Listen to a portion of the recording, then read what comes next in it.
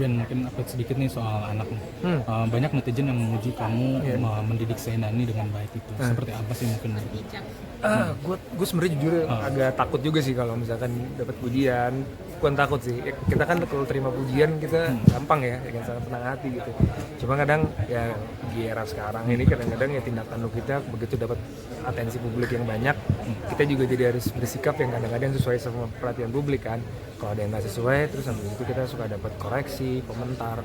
Ya kita harus siap-siapin pada saat tindakan kita mungkin tidak sesuai sama publik. Itu aja sih, bukan buat gue tapi juga buat Sienna juga. Jadi jujur paling utama dari kamu sendiri mendidik Sienna sampai kamu memutuskan hijab itu kayaknya memang value dari Sienna sendiri dari kecil dia banyak aktif di kegiatan pengajian anak kecil, kita bilangnya pengajian cabai rawit tuh. Dia memang anak kecil yang dari kecil banyak aktif di masjid setelah pulang sekolah jam 6 sore, jadi memang banyak bergaul di situ. Dan Sienna kan emang lingkungannya banyak berhijab kan, banyak berhijab, neneknya berhijab, teman-teman pengajiannya juga berhijab, teman-teman sekolah juga ada beberapa.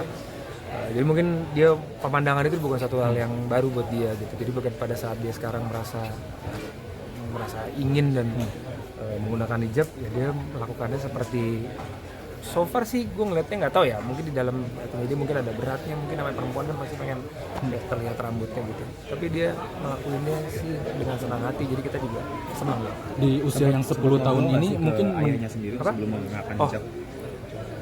Info aja sih dia nggak membicarakan yang terlalu berat, terlalu heavy gitu. Dia cuma cerita aku mau pakai hijab.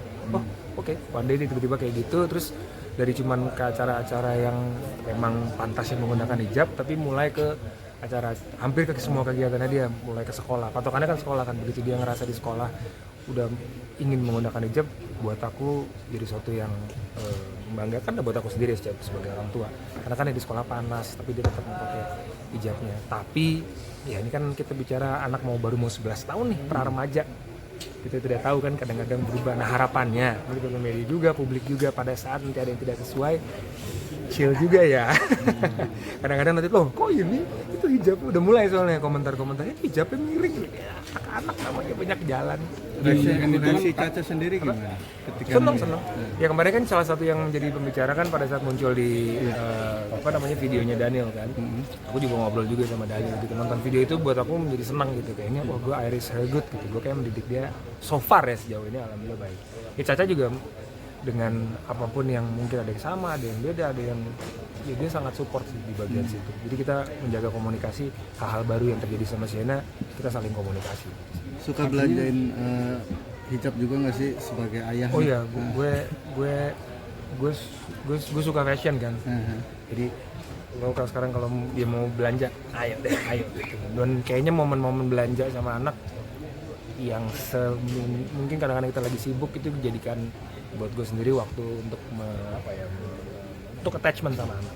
Di usia 10 tahun ini katanya Mas Ben sudah berpikir dewasa nih Mas Ben. Gimana nih? Di usia yang gantian apa? Kayaknya lingkungan mempengaruhi banget ya. Pastilah. Bentuk iya. Lingkungan itu kan membentuk value, membentuk sesuatu yang jadi familiar kan, sesuatu yang familiar lah buat orang. Ya pada saat dia ngelihat sesuatu yang familiar itu adalah hijab, ya untungnya itu ternyata menjadi influence baik juga buat dia. Di usia yang 10 tahun kan katanya Sienna sendiri sudah berpikir dewasa. Mungkin salah satu contohnya apa sih mungkin dari sini? Mungkin kalau gue sendiri ngerasanya gue bisa berkomunikasi sama dia layaknya anak yang bukan umur 10 tahun gitu. Gue biasa memang berkomunikasi sama dia, ngobrol, itu mendengar perasaannya dia, dan dia biasa menggunakan kalimat-kalimat juga, kalimat-kalimat yang orang-orang jauh lebih dewasa dari dia. Nah karena kita membiasakan seperti itu, jadi mungkin dia terbiasa untuk dianggap seperti anak seumur itu, walaupun permintaannya bisa remeh banget gitu. Membeli apalah, nemtek, membeli speedo, membeli warna. Aku tuh penting banget ayah Ben, aku tuh soalnya betul, oh gitu ya. Ya itu bukti kita apresiasi sama apa yang dia rasakan.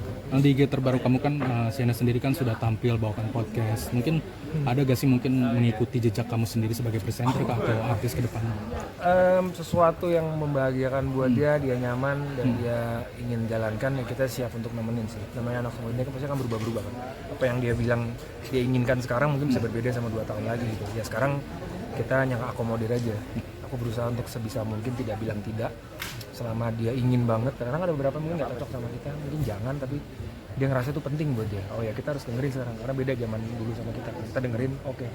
Tapi misalkan tiba-tiba nanti kenapa, kita harus siap juga menerima resikonya bersama-sama. Kita nggak bisa lagi kayak jangan nanti kamu begini, jangan, nggak bisa. Anak ini anak sekarang tuh enggak, gue ngerasa gue perlu melakukan, ya udah tiba-tiba kenapa, ya udah kita nggak bisa bilang tuh kan ayah udah bilang, nggak bisa gitu juga, ya udah Tapi dari usia sekarang ini, dari dini ini udah dikasih belum tahu apa punya resiko-resiko yang akan. Mungkin salah satu yang paling concern itu tentang sosmed kan. Sekarang anak-anak zaman sekarang udah nggak bisa terhindarkan berdekatan dengan sosial media. Walaupun ada peraturan di bawah 13 tahun memang seharusnya belum. Jadi ada beberapa ya TikTok, ada platform-platform itu rata-rata dia posting, dia ngedit video, dia bikinnya, tapi aku suruh private dulu. Karena aku melihat, aku mau mencoba memberikan influence positifnya dulu dari sosmed. Salah satunya aku lihat dari kreativitasnya dia untuk bikin video, storytelling, apa segala macam. Untuk komen-komen orang kita kan kadang nggak bisa. Untuk sekarang gue batasin dulu, tapi gue jelasin bahwa pada saat kita dipuji sama orang, kita juga harus siap ada orang yang nggak suka sama kita. Iya, kayak gitu. Itu yang protektif berarti Mas Ben sendiri? Dalam hal apa nih? Kalau Pergaulan misalnya. Ada ada batasan malam, jam malam buat Shayna kayak gitu. mungkin bukan kalau protektif kayak hampir semua orang pasti pengennya memprotek ya namanya anak supaya tidak terjadi sesuatu yang tidak inginkan gitu. Tapi sekarang caranya untuk protektif itu yang kalau dulu kita bilang jangan, kita batasin, tapi sekarang pelan-pelan kita ini sambil kita temanin kan.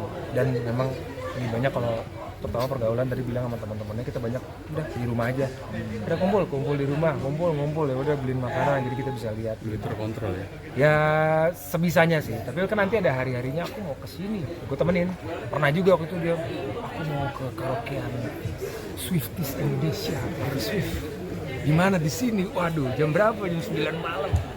Nggak mau deh, ya udah ayo kita berangkat deh, aku temenin dia ikut. Dan tapi lu lihat bahwa perkembangan